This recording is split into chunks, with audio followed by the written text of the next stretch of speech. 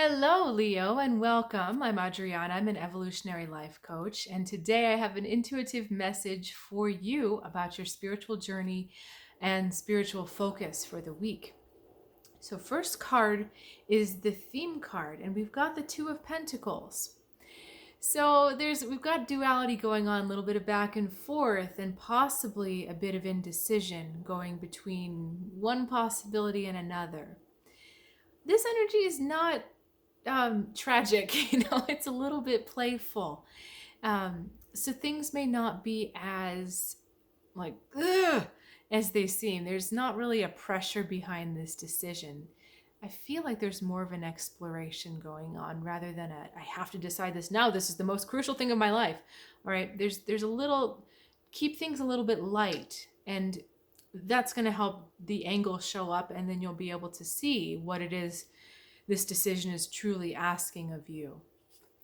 We've got you feeling like the Three of Wands. So we're very much looking out to the future, trying to see exactly where things are going to go, exactly how they're going to grow, and where is the most potential for creative leadership. So there's a big future focus here. And there's nothing wrong with a future focus. But you also need to make sure that you're staying present and making the best choices for the moment.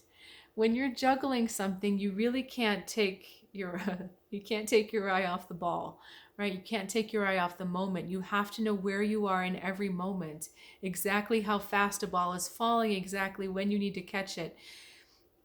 There's really a lot of concentration that goes into juggling. I don't juggle, but I've watched. So, the idea is that when you make good decisions based on where you are in the present moment, when you make the best decision you can for your present, you automatically generate your best future. So even though you're like, yeah, but I need to look out here and figure all these things out, this Two of Pentacles card keeps pulling you back to the present moment, back to the now, saying, okay, but make sure you have a handle on everything that's happening right now, and that you're not getting too far ahead of yourself. Okay, Wheel. Lovely. Princess of Cups. High Priestess. Okay, Leo. You guys get the prize for my favorite reading this week. All right, we have the Wheel of Fortune. We have the Princess of Cups. We have the High Priestess. So something is going to shift outside of your control, but in your favor. So the wheel talks about the inevitability of change and how every particular season has a certain lifespan and then a time when it goes and morphs into a different season. But I do feel for you that this is a very positive card. All this yellow is really talking to me right now. So we have the movement of a very positive thing happening outside your control. I mean, even better, right? Things shifting for you for the better, and you haven't done anything to make it happen. This is not like something you're working hard to make or you're slogging through. It just happens for you. Now, you're going to feel it through your emotions. You're going to be able to sense it through that emotional body. This is something to be very, very careful of. The Princess of Cups hasn't quite learned how to manage her emotions. She's very much in touch with them. She feels them. She feels all facets of them. She allows them to kind of move through her, but sometimes they can get the better of her.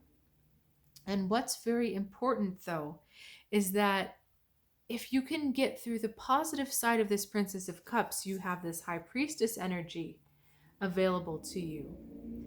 So what this means is that you don't allow yourself to get stuck or lost in emotions that don't serve you. Any particular emotion or feeling is just that. It is just an emotion or a feeling, but its duration and its hold on us depends on our reaction and our thoughts about it. So if you feel sad and you start to think, oh my God, I'm sad again. I'm going to be stuck here forever. I can never get out of this sadness. Why does this always happen to me? Of course, that sadness is going to sit sit with you much longer. But if you feel sad and then you just are able to pull yourself back and say, that's interesting. Okay, I feel a heaviness on the left side of my body. I kind of feel like I want to cry. I kind of feel, I feel this color coming in, or I feel this particular pressure on this part of myself. Do you see what I mean? You're just paying attention to the sensations rather than making all sorts of judgments or worries or whatever. And when you're able to interact with your feelings, then it is possible to access that deeper mother feeling of all, the intuition. And your intuition tells you about this shift. And what does your intuition also tell you? It tells you the right time to act. It tells you what to do, how to do it. And I already said when, but I'll say it again, when to act. Your intuition is what gives you the inner knowing. So this shift is not going to be experienced in your external world first. It is first going to be experienced in your internal world.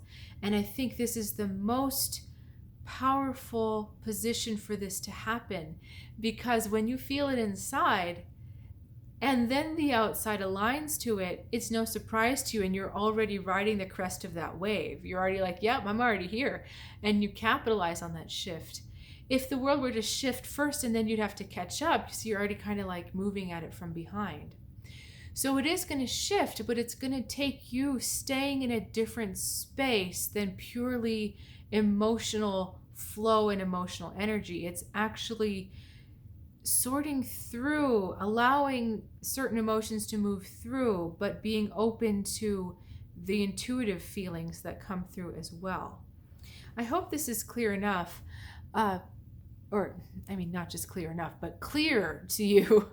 Do you see we've got red on her, and she's got red now in the form of a dragon. So it's kind of like we had the raw color over here, and here on the High Priestess's garments, it becomes a shape. And what are dragons but power and control and magic in a way. So it's looking at the magic of those emotions and of those feelings and being able to connect with them in a way that is healthy.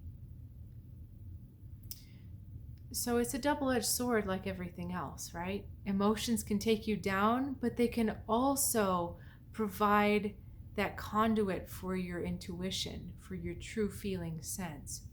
So there's something big that you're going to be able to receive, really big information that's going to eventually be what you've been looking for, that Three of Wands. But again, just to tie this all back together, intuition also asks you to stay in the moment. So staying in the moment with your feelings, how am I feeling right now? What's going on right now? Not making judgments about where you will be in the future or how often you've been here in the past. Really staying in the now, and you've got all of this available to you. So I hope this has really come through in a powerful way, because these are awesome cards. This is an awesome sequence of cards, Leo. And so I'm really happy and hopeful for you this week. So thank you again for sharing your time and energy. That was a super fun reading. I haven't filmed it yet, although when this video comes out, it will have posted. But I'm also going to do an additional video, Secrets of Your Intuition, which may touch on some of the things we talked about. So if you're a little confused, I encourage you to check out that video. I believe it will be Secrets of Your Intuition part 11. I think we're up to 11 now, maybe 12, I'm not sure, one of those two. So anyway, I would appreciate it if you'd like or subscribe if you haven't already. It's awesome when you support the channel. It really does help keep things going, and I do really appreciate that. And happy to report to you that my website, trueguidancetarot.com, is finally updated with new offerings.